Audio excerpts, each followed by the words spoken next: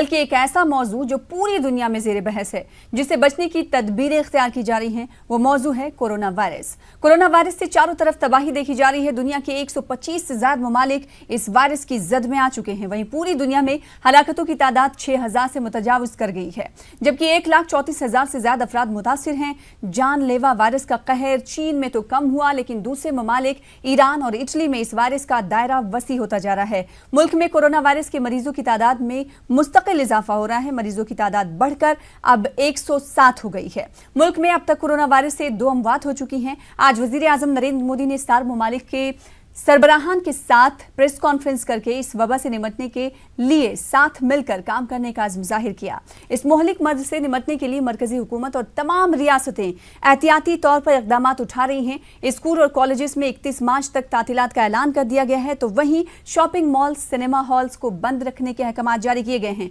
जबकि गैर मुल्की सयाहों की हिंदुस्तान आमद पर भी पाबंदी आयद कर दी गई है। कोरोना वायरस के फैलने के अंदेशे से आंध्र प्रदेश में रियासती इलेक्शन कमीशन ने लोकल बॉडीज इलेक्शन को 6 हफ्तों के लिए मुलतवी कर दिया है। तो मरकजी वजारत सेहत ने कोरोना वायरस से बचने के लिए बेदारी मुहिम और हेल्पलाइन नंबर भी जारी किए हैं और आवाम से एहतियात बरतने की अपील की गई है। सवाल ये उठता है कि इस मोहलिक वायरस से कैसे निपटा जाए। कोरोना वायरस से मुतालिक कई सवालों के जवाब जानने के लिए 2 खास डॉक्टर मेहमानों को हमने आज मदऊ किया है। सबसे पहले अपने खास मेहमानों का तारुफ करा दें। हमारे साथ doctor Mohsin Wali, senior consultant medicine मौजूद हैं। आपका इस्तकबाल करते हैं। साथ ही साथ एक और खास मेहमान आपसे कुछ देर में हमारे साथ होंगी, डॉक्टर निम्मी रस्तोगी साहिबा, जो कि गायनोकोलॉजिस्ट हैं। आपका इस्तकबाल करते हैं। अब सबसे पहले मोहसिन वली साहब, आपसे सवाल करना चाहेंगे कि एहतियाती तदाबीर क्या हैं, इस हवाले से आगे जानेंगे। फैलने से कैसे रोका जाए इस वबा को, ये भी हम सवाल जानेंगे। लेकिन सबसे पहला सवाल आपसे इस हवाले से होगा कि ये दरअसल वायरस है क्या। इसकी शुरुआत तो चीन से हुई, लेकिन आखिर इसके पीछे वजूहात क्या हैं, किस वजह से ये वायरस इतना आलमी सतह पर फैलता हुआ गया।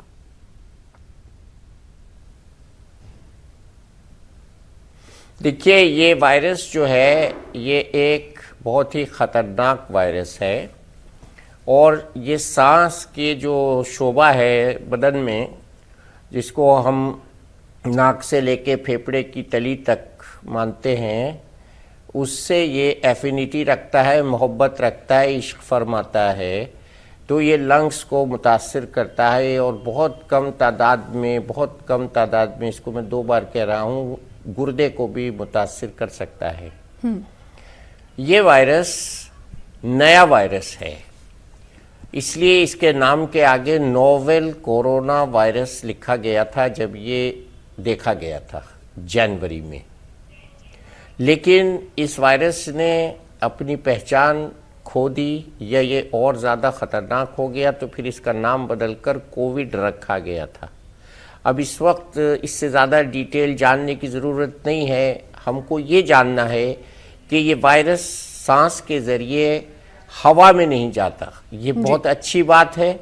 इस मामले में ये ज़्यादा नुकसानदेह नहीं है। ये वायरस भारी है, ये भी जान लेना चाहिए। और ये वायरस जब हम खांसते हैं तो वो छोटी छोटी बहुत खफीफ जो ड्रॉपलेट्स जिसको कहते हैं, ओस की बूंदों की तरह से उसकी शक्ल में ये करीब 1 मीटर तक फैल सकता है। अगर आप मेरे सामने बैठी होती और मैं खांसता तो शायद मेरी खांसी का एहसास और वायरस की तबादला वायरस का वो हो जाता। तो इसमें ये ख़ास 2 बातें हैं, भारी है और ड्रॉपलेट से फैलता है, हवा में नहीं है। ये बहुत अच्छी 2 बातें हैं। भारी होने का मतलब क्या है कि नीचे बैठ जाता है, हवा में नहीं घूमता है। और दूसरा, सरफेसेस पे रहता है, वहाँ ये 2 दिन से लेके 4 दिन तक जिंदा रहता है, उसके बाद ये मर जाता है। अब होता कैसे है ये जी? सांस के जरिए से, ड्रॉपलेट के जरिए से। हमने अपने हाथ से खांसी करके साफ किए तो हाथ में चला गया, हाथ से जाके घर में कपड़ा छुआ तो कपड़े में रह गया। अब ये 2, ढाई, 4 दिन तक कपड़ों में रहेगा जी। इसके अलावा जो हमारी मेज कुर्सियां हैं उस पर रह गया। दरवाज़ा मैंने खोला घर आके अपना तो दरवाजे के हैंडल में रह गया। तो ये कई तरह से अपना वजूद को कायम रखता है। वायरस है और ये इसके अंदर ऐसी ताकत होती है, इसके अंदर आरएनए होता है जो डीएनए से थोड़ा सा कम ताकतवर होता है। वो लाइफ है इसकी, वो 4 दिन तक 3.5-4 दिन तक जिंदा रहता है। तो इसकी वजह से वायरस बहुत ज़्यादा फैल गया। चीन में पता नहीं था या उनको एहसास नहीं था कि कितना बहुत ख़तरनाक है, बहुत ही ये जहरीला है, बहुत लोगों की इसने जान ले ली इससे पहले कि उनको पता लगता कि कोरोना वायरस है। और वो डॉक्टर जिसने पता लगाया था इसका और जिसने ये ऐलान किया था चाइना में कि ये कोरोना वायरस है, वो भी इस दुनिया में अब नहीं है, वो भी इसका शिकार हो गया। ठीक है। अब जबकि पूरी दुनिया इस वबा से इस वबा को जान चुकी है, अब उसके बाद एक सवाल ये उठता है कि एहतियाती तदाबीर जो बताए जा रहे हैं, इसके अलावा क्या कुछ एहतियाती तदाबीर इख्तियार किए जाने चाहिए जिससे इस मुहलिक मर्ज से, इस वबा से बचा जा सके। इस बीच हमारे साथ खास मेहमान जुड़ चुकी जिनका तारुफ कुछ देर पहले हमने कराया था। एक बार फिर से आपका तारुफ करा देते हैं। डॉक्टर निम्मी रस्तोगी साहिबा जो कि गायनोकोलॉजिस्ट है, इस हवाले से हमारे दरमियान मौजूद है। आपका इस्तकबाल करते हैं, वेलकम करते हैं। निम्मी साहिबा, आपसे भी यही सवाल करना चाहेंगे कि अब जबकि पूरी दुनिया इस वायरस से, इस कोरोना वायरस से जान चुकी है कि किस तरह का वायरस है और साथ ही साथ सिम्टम्स को भी लोग जानने लगे हैं, लेकिन एक डॉक्टर होने के नाते आप लोगों को क्या कहना चाहेंगे कि किस तरह से इस वायरस से बचा जा सकता है?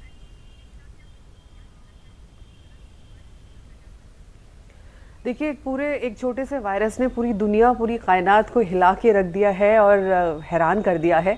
तो मेरे ख्याल से एक अच्छा मौका होगा as a public health broadcaster आप लोगों को जर्म थ्योरी समझने की उनकी एक कयास करें कि जर्म्स होते क्या हैं, कीटाणु होते क्या हैं। और आमतौर पर हम सब कीटाणुओं से घिरे हुए रहते हैं, तो किस तरह से फ्यूचर में अपनी इम्यूनिटी के ऊपर काम करके, अपनी सेहत के ऊपर काम करके हम आने वाले चैलेंजेस से अपने आप को बचा सकते हैं। तो ये एक अच्छा मौका है कि लोग समझें कि सोशल एटिकेट्स क्या होते हैं। एक इंसान का दूसरे इंसान के साथ बहुत करीब होना या खांसते छींकते हुए कुछ एटिकेट्स फॉलो करना, जैसे कि आजकल मीडिया में बताया जा रहा है, वो बहुत ज़रूरी है। और क्योंकि बहुत सारे लोगों को कीटाणुओं वाली थ्योरी नहीं पता है, तो ये एक अच्छा मौका रहेगा। दूसरी तरफ हर तरह के इन्फेक्शन से अपने आप को बचाना चाहिए, लेकिन इंसानी जिसमें एक इनहेरेंट इम्यूनिटी होती है जो कि अच्छे रखरखाव से, अच्छी सेहत की वजह से वो स्ट्रॉन्ग होती है। लेकिन वहीं कुछ लोग ऐसे होते हैं उनकी इम्यूनिटी ख़राब होती है या उनके लंग्स कमज़ोर होते हैं, उनको ख़ास तौर पर एहतियात लेने की ज़रूरत है। और जो वल्नरेबल सेक्शन है, जो 70 साल से ऊपर लोग हैं या जिनको और बीमारियां जैसे sugar, blood pressure, lung problems like COPD या एम्फाइजीमा या प्रीवियस ट्यूबरकुलोसिस है, तो उनको अपना खास ध्यान रखना चाहिए। यहाँ मैं बता दूं कि UK में आज ही एक रेजोल्यूशन हुआ है कि जो 70 साल से ऊपर के लोग हैं उनको, चाहे वो किसी भी तरह की बीमारी के शिकार हैं कि नहीं, उनको स्पेशली प्रोटेक्ट करने की एक ड्राइव शुरू हुई है। तो ऐसा ही कुछ हम अपने बुजुर्गों के लिए भी कर सकते हैं। हर एक इंसान ये जिम्मेदारी ले कि हमारे परिवार में जो बुजुर्ग हैं उनको हम सुरक्षित रखें, उनको एक सेल्फ क्वारंटाइन दें, उनको एक्सपोजर ना दें। तो मेरे ख्याल से ये एक अच्छा कदम होगा इस मामले में। और बाकी इम्यूनिटी के लिए तो सनलाइट बहुत अच्छी चीज़ है। धूप अब निकलने लगी है, अच्छी तरह से अपने आप को 15-20 मिनट सनलाइट के सुपुर्द करें ताकि आपकी अंदर की इम्यूनिटी स्ट्रेंथन हो। बिल्कुल। मोहसिन वली साहब, जिस तरीके से इम्यूनिटी सिस्टम कहा जाता है कि जब कमज़ोर होता है किसी भी शख्स का तो उस पर बीमारी जो है जल्दी हावी हो जाती है। ऐसे में ये भी इस वायरस के हवाले से ख़बरें सामने आती रही कि जहां जिस इलाके का, जिन रियासतों का टेम्परेचर ज़्यादा होगा वहाँ पर ये वबा, ये वायरस नहीं पहुँच सकता। इसमें कितनी हकीकत? नहीं, ये बिल्कुल गलत चीज़ फैल गई है और इसका हुकूमत ने भी एतराफ़ कर लिया है कि ऐसा कुछ नहीं है। लेकिन ये बात ठीक है कि टेम्परेचर बढ़ने से हो सकता है इसका थोड़ा सा पर्सन टू पर्सन स्प्रेड कम हो जाए, क्योंकि धूप में वायरस ज़्यादा डेंसिटी नहीं बना सकता, बस इतना है। और बाकी इसमें टेम्परेचर से ये नहीं मरेगा। ऑस्ट्रेलिया में 50 डिग्री टेम्परेचर पर ये वायरस खूब फैला है और हमको जो है दूरी बना के रखना है। इसको सोशल डिस्टेंसिंग जिसकी डॉक्टर निम्मी बात कर रही थी, मैं वाजे कर दूं, उसमें सबसे पहले हाथ को हम साफ करें दिन में कई बार जी। तो जो लोग वुज़ू करते हैं उनको तो 5 वक्त तौफीक हो जाती है, बट उसके अलावा जैसे ही हम घर में आए तो हम हाथ को धोएं सबसे पहले, और 20 सेकंड से कम न धोएं। 20 सेकंड से 30 सेकंड तक घड़ी देख के हाथ को साबुन से धोएं और फैंसी सैनिटाइजर्स के चक्कर में ना पड़ें और हाथ को धोएं और उसको साफ कपड़े से साफ करें, साफ रुमाल से साफ करें जिसमें हमने खांसा ना हो, जिससे हमने नाक ना साफ की हो, या टॉवल से साफ यानी करें। मोहसिन वली साहब, जिस तरीके से कहा जा रहा है कि सैनिटाइजर्स को अपने साथ हमेशा रखें, बैग में रखें, ये भी किसी हद तक सही नहीं है। आप हाथ धोएं, सबसे बेहतर है। हाथ धोएं। अगर रास्ते में आप हैं, गाड़ी वाड़ी में हैं, गाड़ी चला रहे हैं, गियर बॉक्स छू रहे हैं, उसका गियर छू रहे हैं, तो उसमें सैनिटाइजर हेल्प कर सकता है, बशर्ते कि वो एल्कोहलिक सैनिटाइजर हो और उसमें 70% एल्कोहल हो। आजकल सैनिटाइजर की बहुत बड़ी स्प्यूरियस मार्केट चल रही है। उन सैनिटाइजर्स को मत इस्तेमाल कीजिए, उससे अच्छा है साबुन पानी। में ये कह रहा हूँ, सैनिटाइजर महंगे हैं। गांव का आदमी कैसे सैनिटाइजर इस्तेमाल करेगा? वो तो बेचारा मिट्टी से हाथ धोता चला है, उसके लिए साबुन ही बहुत बढ़िया चीज़ है, साबुन और पानी। तो सैनिटाइजर्स अगर आप अफोर्ड कर सकते हैं, अच्छा रिलायबल 70% ऑक्सीजन वाला, एक्चुअल परसेंटेज है 66.6, तो 70% एल्कोहल वाले सैनिटाइजर यूज़ कीजिए। और दूसरा, हगिंग, किसिंग और एम्ब्रास और करीब आना जो है उसको अवॉइड कीजिए। शेक हैंड अवॉइड कीजिए। ये मैं आपको चैनल के थ्रू बता रहा हूँ थोड़े दिन के लिए। और डिस्टेंस जो है 1 मीटर का रिकमेंडेड है। डॉक्टर निम्मी साहिबा, चूंकि आप एक सियासी पार्टी से भी मुंसलिक हैं, तो ऐसे में सवाल आपसे ये कि जो सरकारी सतह पर जो इक़दाम उठाए जा रहे हैं इस वायरस से निपटने के लिए, क्या आपको लगता है कि काफ़ी है? नहीं, अगर काफ़ी नहीं है तो सरकार को और क्या कुछ करने की ज़रूरत है इस हवाले से?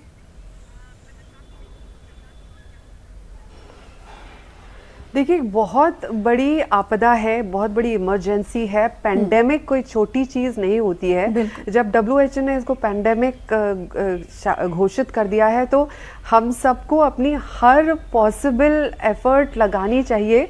लेकिन वहीं ये है कि जब तक हम इसे कंटेन कर पा रहे हैं और हम कैटेगरी 1 या 2 में हैं और हमारा कम्युनिटी ट्रांसमिशन इससे रुका हुआ है, तब तक आप समझिए कि इससे बहुत ज़्यादा डैमेज नहीं हो रहा है। तो हर संभव कोशिश सरकारों की तरफ से, चाहे वो राज्य सरकार हो या सेंट्रल गवर्नमेंट हो, यही की जा रही है कि किसी भी तरह से कम्युनिटी स्प्रेड इसको रोका जा सके। लेकिन अगर वो सिचुएशन आती है जो कि हम चाहेंगे कि ना आए, तब हम चाहेंगे कि हमारी जो कैपेसिटी बिल्डिंग है, हमारे अस्पतालों की जो तैयारी है वो अच्छी रहे। तो साथ साथ वो भी चल रही है।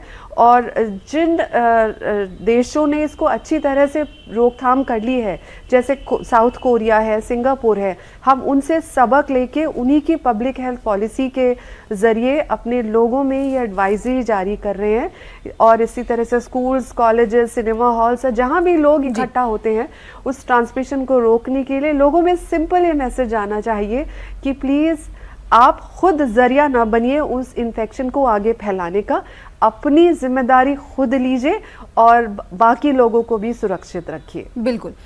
मोहसिन वली साहब, जिस तरह से ये कहा गया कि जो चाइना ने किया, ज़रूरी नहीं कि वो तमाम ममालिक या कुछ ममालिक कर पाए। क्या आपको लगता है कि जिस राह पे चाइना चला और उसने इस वायरस पर, वबा पर आखिर हद तक काबू पा लिया, ऐसे में क्या आपको लगता है कि कोई सलाह सरकार के लिए और गवर्नमेंट के लिए आप देना चाहेंगे कि इस तरफ ध्यान देने की ज़रूरत है? हाँ, देखिए, आज प्राइम मिनिस्टर साहब ने अपने संडे का बड़ा अच्छा इस्तेमाल किया, गहरी बातें की। उन्होंने 2 चीज़ों पे जोर दिया। एक तो हमारा जो तिब्बी तबका है, जिसमें doctor, nurses, pharmacist, compounder, paramedical staff, ambulance staff, ये सब लोग आते हैं, उनको भी प्रॉपर ट्रेनिंग इसकी देनी चाहिए, क्योंकि वो ऐसा ना हो कि वो मरीज को लाते लाते वो खुद इन्फेक्ट हो जाए। जी। इसके अलावा उन्होंने कोऑर्डिनेटेड रीजनल कॉन्टिजेंसी प्लान का ऐलान किया। सार्क ममालिक के साथ बैठक की उन्होंने जी। और इसमें $1 करोड़ का ऐलान किया, जो कि सार्क के लिए, सार्क देशों के लिए कोरोना वायरस के लिए फंड का उन्होंने प्रॉमिस किया है। ठीक है। तो ये बड़ा अच्छा कदम है। और हमारे जो हेल्थ मिनिस्टर हैं, वो मेरे साथ मेरे मेडिकल कॉलेज में पढ़े हुए हैं, डॉक्टर हर्षवर्धन।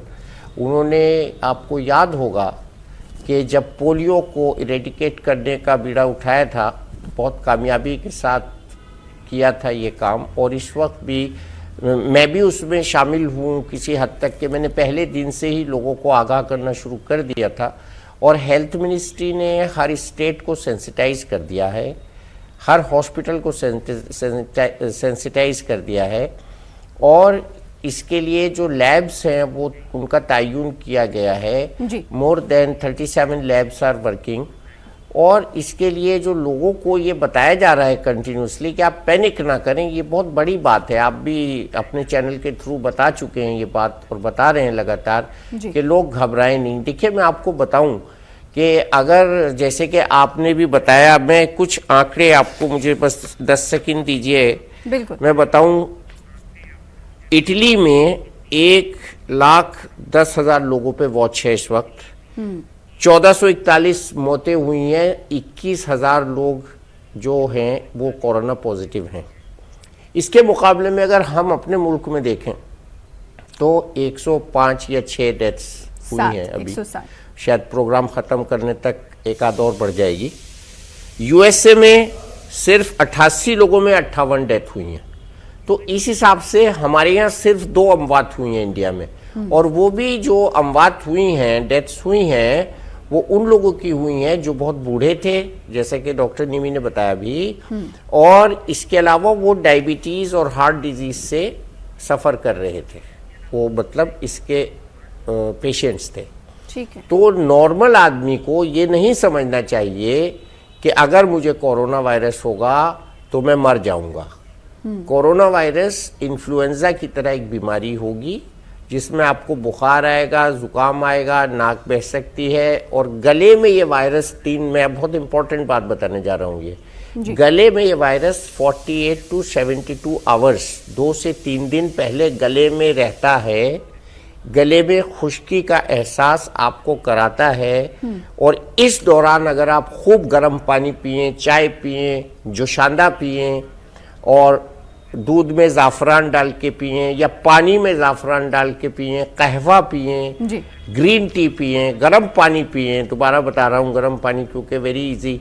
तो इन सब चीज़ों से ये वायरस 55 डिग्री टेम्परेचर के ऊपर मर जाएगा। जब ये वायरस नीचे उतरेगा 3 दिन के बाद, अगर आपने इससे बदला नहीं लिया गले में रहने का, तब ये जाके लंग को मुतासिर कर देगा और पेशेंट को ड्राई निमोनिया होगा। इसकी हम लोग फाइंडिंग्स इकट्ठा कर रहे हैं आर्टिफिशियल इंटेलिजेंस के जरिए से कि किस तरह का निमोनिया ये पैदा करता है। अभी तक जो चाइना में देखा गया है, यही सवाल लेकर मैं आपके पास कि बगैर बलगम वाला निमोनिया। जी, क्या बार बार लोगों को पानी गर्म पीना चाहिए? इस तरह के मेरे सवाल थे, आपने उसका खैर जवाब दे दिया। निम्मी साहिबा, आपके पास आऊंगी। क्या लगता है जी, क्या लगता है निम्मी साहिबा की ठंडी चीजों से परहेज करना चाहिए? अगर किसी को लगता है कि उन्हें नजला, जुकाम, खांसी हो रही है तो ठंडी चीजें ना खाएं? बिल्कुल नहीं खानी है, ठंडी चीजें कम खानी है।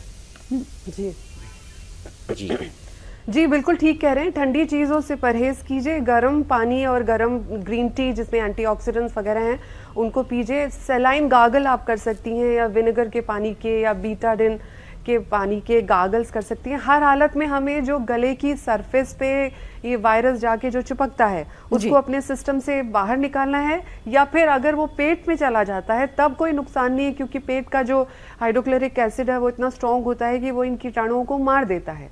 हमें बस फेफड़ों तक, लंग्स तक इसे पहुंचने से बचाना है। वो काम आपकी इम्यूनिटी करेगी, या आपके ये जो मेजर्स हैं, गर्म पानी है, गागल्स है, और आपकी जो शक्ति है ये करेगी। तो ये एक अच्छा मेजर डॉक्टर साहब ने बताया, ये करना चाहिए, मैं इसके पक्ष में हूँ। यहाँ मैं कहना चाहूँगी, थोड़ी पिछले जाते हैं, कि अभी आपने कहा कि हमारे यहाँ केसेस कम हैं। मैं चाहूँगी कि हमारी पब्लिक हेल्थ सिस्टम बिल्कुल भी लैक्स ना हो, क्योंकि हमने अभी इतनी टेस्टिंग की नहीं है। हमने सिर्फ 6 से 7 हज़ार टेस्टिंग किया है, और हम ये कह रहे हैं कि हमारे यहाँ फ्लू सीज़न चल रहा है, तो उस फ्लू पे में ज़्यादा हम लोगों को डराना नहीं चाहते, तो हमने फ्लू क्लिनिक्स तो खोले हैं, लेकिन हमने बहुत ज़्यादा कोरोना की, कोविड-19 की टेस्टिंग नहीं की है। तो अगर नौबत नहीं आएगी बहुत अच्छा है, बट थोड़ा सा इंटेंसिफाई करने की ज़रूरत है हमें अपनी डायग्नोस्टिक फैसिलिटीज़ को, ताकि हम अपनी कम्युनिटी स्प्रेड को पहले से डायग्नोस करके फिर जो नेसेसरी मेजर्स हैं वो ले सके। ये टाइम खुश होने का बिल्कुल भी नहीं है। अभी तो बहुत बुरे दिन आ सतर्क सकते रहने का हैं, तो टाइम हम है, चाहेंगे जाहिर सी चाहे बात है। हम निम्मी overdo साहिबा, कर दें ये सतर्क सारी रहने का चीजें। और मेडिकल हम, अमले को एक तैयार हद से रहने का बाहर वक्त कर है। दें, लेकिन मेडिकल अमले को पूरी तरह से तैयार रहने का वक्त है और जरूरी ये बात भी हो जाती है कि सरकार भी इस हवाले से मुख्तलिफ एहतियाती तदाबीर उठाए और जो सरकार जो तिब्बी माहिरीन है उनसे सलाह मशवरा ले कि आगे इस हवाले से क्या कुछ किया जा सकता है। डॉक्टर मोहसिन अली वली साहब, जिस तरह से निम्मी साहिबा कह रही थी कि हमें हमारे पास ये वक्त बैठने का नहीं है, बल्कि ऐसी तमाम चीज़ें करनी चाहिए जो इस वायरस को फैलने से और रोकने में ज़रूरी साबित होगी। आपको क्या लगता है कि और कौन से ऐसे तमाम चीज़ें हैं जिसे मेडिकल अमला ज़रूरी नहीं समझता या फिर वो ज़रूरी है जिधर ध्यान देने की ज़रूरत है?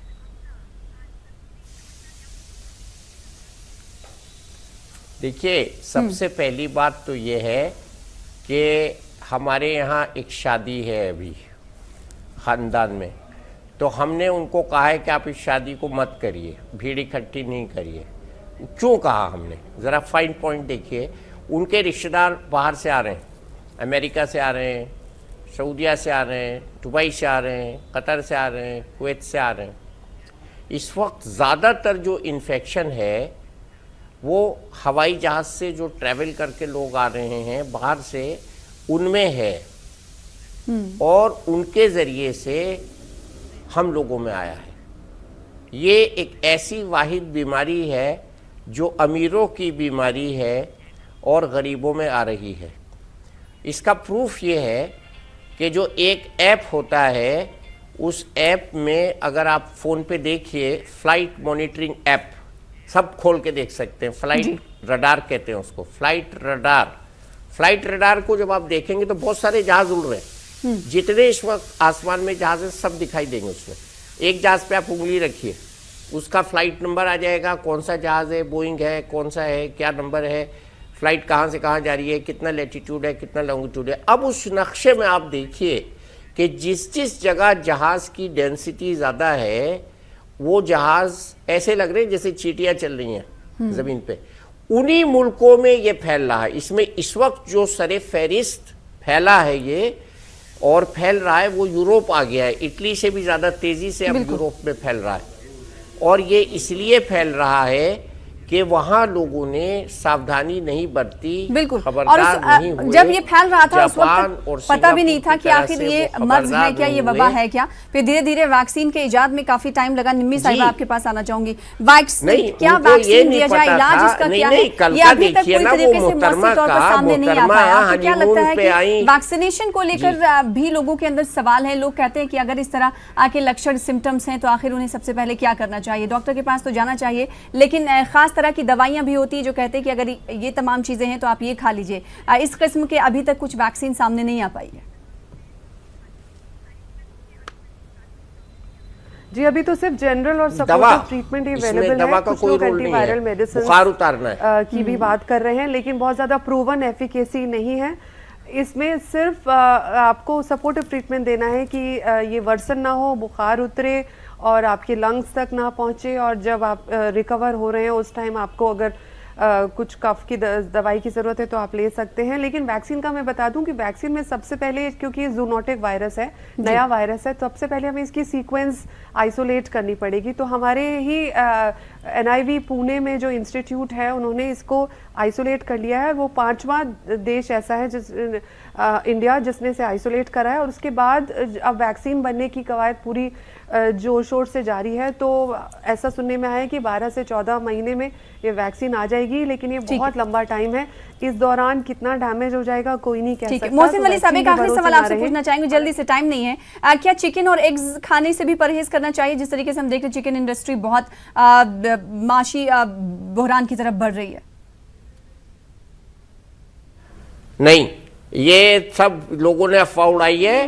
खाना ऐसा गर्म कुछ होता है, है, ये वायरस सब misconceptions 55 डिग्री के ऊपर कोई जिंदा नहीं रहता, ना बैक्टीरिया जिंदा रहता है।